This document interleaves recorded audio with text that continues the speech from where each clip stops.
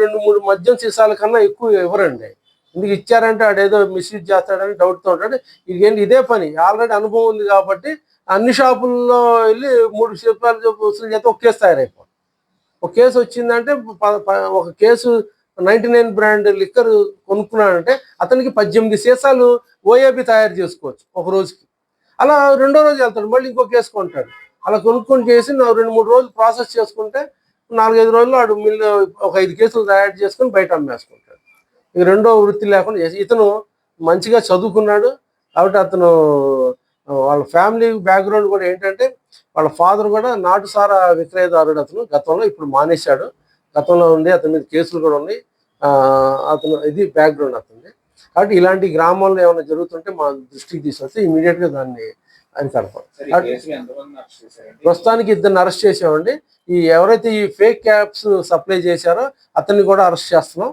త్వరలోనే ఇవాళ రేపట్లో అతన్ని అరెస్ట్ చేసి అతన్ని కూడా కోర్టు ముందు హాజరుపరుస్తాం. ఇంకా దర్యాప్తు కొనసాగుతుంది. ఇంకోటి ఏంటంటే మాకు దీంట్లో ఇతను నిజంగా నీళ్లు కలిపాడా, ఇంకేమైనా కలిపాడా, కరెక్టా కాదా అన్నది మేము ల్యాబ్ ద్వారా టెస్టింగ్కి పంపించి శాంపిల్ సిఐ గారు, జంగారెడ్డిగూడెం సిఐ గారు పంపించి వెరిఫై చేయిస్తారు. ఆ కోణంలో కూడా దర్యాప్తు జరుగుతుంది. అది విషయం సార్. మొత్తం అతని దగ్గర నుంచి 99 కానీ ఓఏపీ కానీ అతను తయారు చేసిన 219 మద్యం సీసాలు స్వాధీనపరుచుకున్నాం. 670 ఎంటీ ఓఏపీ బాటిల్స్ అండి. తర్వాత 19,500 ఫేక్ రాడికో క్యాప్స్ పట్టుకున్నాం. తర్వాత ఈ యూజ్డ్ కొన్ని ఉన్నాయి వాడేసినవి క్యాప్స్, అవి కూడా మా దగ్గర ఒక 200 ఉన్నాయి. అవి కూడా పట్టుకున్నాం. అతను సుజుకి యాక్సెస్ సీజ్ చేశాం.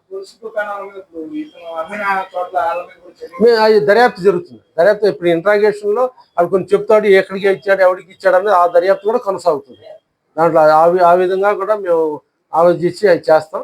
ఏంటంటే ముందు ఇది టెస్టింగ్కి కూడా పంపుతారు సిఐ గారు. ముందు అది కరెక్టా కాదా, నీళ్ళు కలిపి అయితే పర్వాలేదు. నేను కలపడం కూడా నేరమే, కలపకూడదు. అది కూడా యాస్టీజ్గానే అమ్మాలి వాళ్ళు. ఈ దాడులన్నీ మా deputy commissioner Boyapati Srilatha madam గారు మరియు మా assistant commissioner of professional excise enforcement KVN Prabhukumar గారి ఆదేశాలతో నా ఆధ్వర్యంలో జంగారెడ్డిగూడెం సీనిబాబు ఇన్స్పెక్టర్ గారు, మా పణికుమార్ ఇన్స్పెక్టర్ గారు, మా తర్వాత స్టేషన్ సుబ్రహ్మణ్యం ఎస్ఐ గారు, మా సిబ్బంది ఎన్ఫోర్స్మెంట్ సిబ్బంది, స్టేషన్ సిబ్బంది సంయుక్తంగా కలిసి ఈ దాడులు నిర్వహించామండి. కాబట్టి ఇవన్నీ ప్రజలకు ఈ